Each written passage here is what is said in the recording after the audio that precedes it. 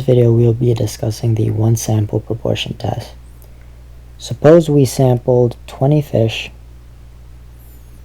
from a lake and found that 14 were trout, or lake trout.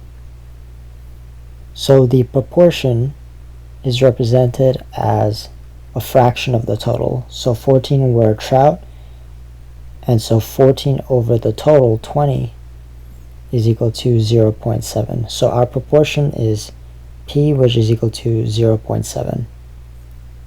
And so suppose we wanted to test the hypothesis that the fraction of trout in the lake is 0.5. That is, half the fish in the lake are trout. But in our sample of 20 fish, we found that it was 0.7. How likely is it that the true proportion is 0.5, given that this sample told us that it was 0.7? And so we are going to first set up our null hypothesis.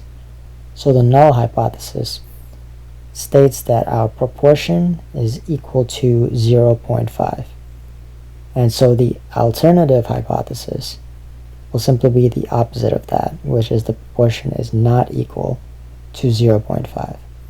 So how would we go about testing this? So we have our proportion from the sample, so P, and we'll just put an arrow at the top to indicate that we're talking about the sample proportion.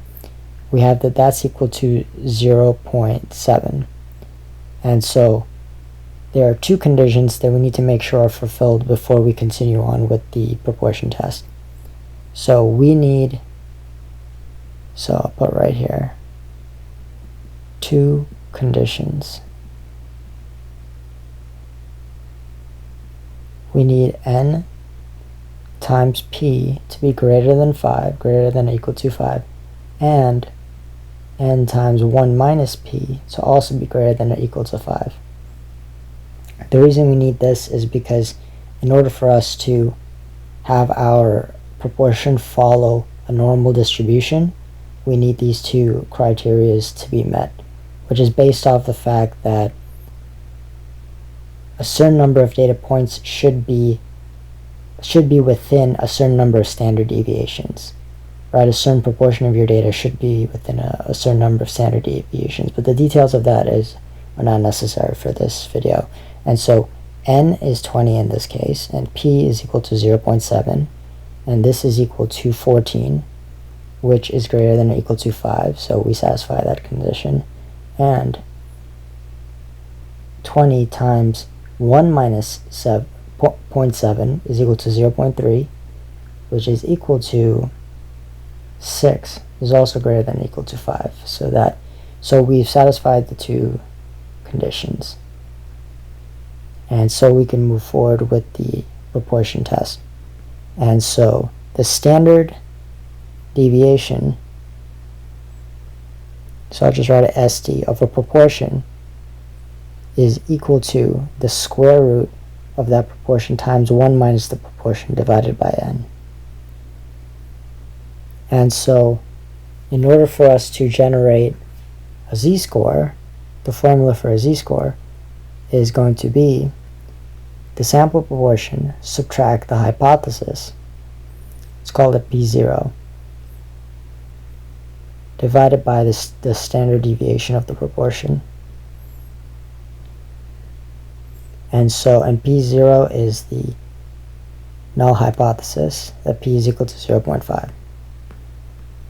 And so this comes out to our actual proportion, which is 0.7, subtract 0.5, the null hypothesis proportion, divided by square root of P 0.7 times, so I'm following this equation right here, times 0.3 divided by 20. This works out to, on the top we have 0.7 subtract 0.5, which is equal to 0.2, divided by, and so if you were to work this out with a calculator, you'll get roughly 0.1024. And this value works out to 1.9531. And so let's think about what this means. This is our z-score, and so if our normal distribution looks like this, and so this is a z distribution, meaning a normal distribution centered at 0 with a standard deviation of 1. So put 1 right here and minus 1 right here. And we'll put 2, let's put 2 right here, and minus 2 right here. And so I'm going to mark on this plot exactly where we have 1 point. So this is 1.9531. So the area that I'm filling in right now, that is the area corresponding to the values above 1.95, comes out to, if you, there are calculators online that you could use to calculate this, but this comes out to 0.0254. And so, and we'll call this, yeah, we could go with 0.0254. And so this is the probability of seeing a value, a z-score that's 1.9531 or greater. That's 0.0254. Now notice, because our null hypothesis was that it's equal to, that means the alternative is the proportion is not equal to 0.5, meaning that we didn't specify if it's greater than 0.5 or less. And so we also need to look at the probability that corresponds to right here, which is minus 1.9531. And so we also have that area to take into consideration, and that corresponds to the same value.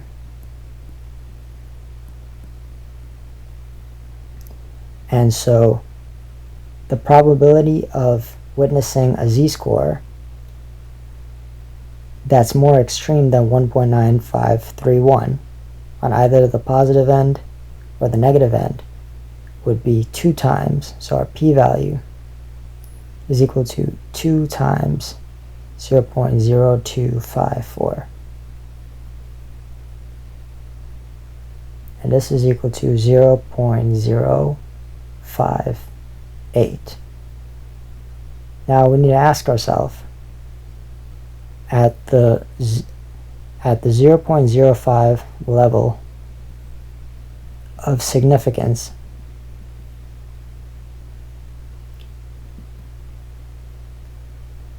do we reject or fail to reject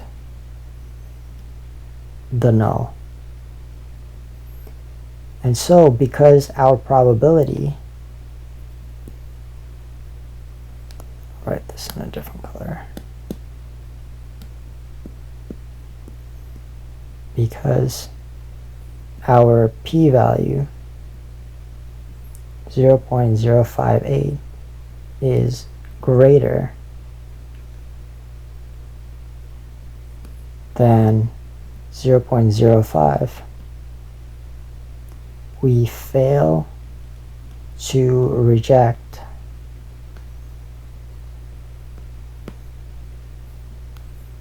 the null hypothesis that our proportion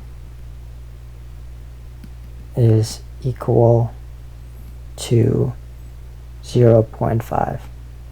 And so to summarize this, us getting a proportion of 0.7 was not far enough away from 0.5 for us to conclude that the value is in fact not 0.5, but either greater, so much greater that it's on one end, or either way less than 0.5.